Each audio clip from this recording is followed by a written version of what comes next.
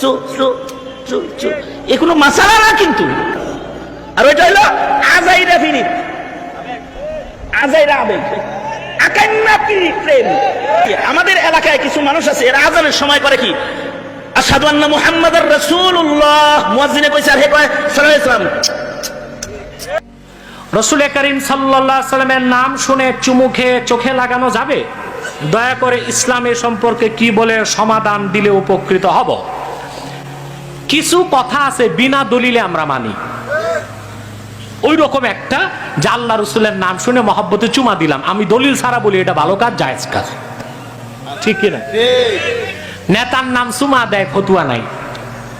প্রেমিক প্রেমিকার নাম চুমা খায়, ফু দেয়, ওতে সমস্যা নাই।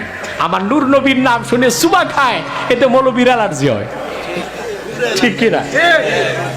রাসূলুল্লাহর নাম শুনে, বিশেষ করে আজানের সময় নূর নবী মুহাম্মদ সাল্লাল্লাহু আলাইহি ওয়াসাল্লামের নাম শুনে আঙ্গুলে চুমু দিয়ে চোখে লাগানো মুস্তাহাব বলেছেন ইবনু আবিদিন শামী, ফতোয়া শামী, পুরনো ছাপ 370 পৃষ্ঠায়, প্রথম খণ্ডে। জি, তবে সাথে একটা দোয়া পড়বেন, বলে দিব। আল্লাহুম্মা মাত্তি'নি বিস-সাম'i ওয়াল বাসার কুররাত আইনি বিকা ইয়া রাসূলুল্লাহ।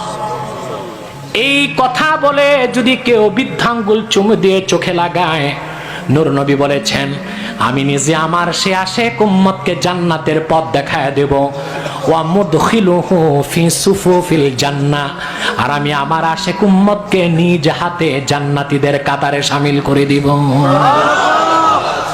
ফতোয়া শামী, প্রথম খণ্ড, পুরনো ছাপ 370 পৃষ্ঠায়। এই হাদিসও আছে, এই কথাগুলোও আছে। তাফসীর জালালাইন, ইয়া আইয়ুহাল্লাযীনা আমানু সাল্লু আলাইহি ওয়া সাল্লিমু তাসলিমা, জালালাইনে এই আয়াতের 6 নম্বর হাসিয়াতে দেখবেন মুহাশশি সেখানে আল্লাহ রাসূলের নাম শুনে আজানে চুমু খাওয়াকে মুস্তাহাব লিখেছেন। তাফসীর রুহুল বায়ান, ইসমাইল হাক্কি ইয়া আইয়ুহাল্লাযীনা আমানু সাল্লু আলাইহি ওয়া সাল্লিমু তাসলিমা আয়াতের ব্যাখ্যায় চুমু খাওয়ার পক্ষে 12টা দলিল দিয়েছেন।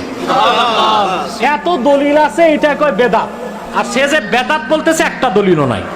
বিনা দলিলের কথা আমরা মানতে চাই না, দলিলের কথাই মানতে চাই।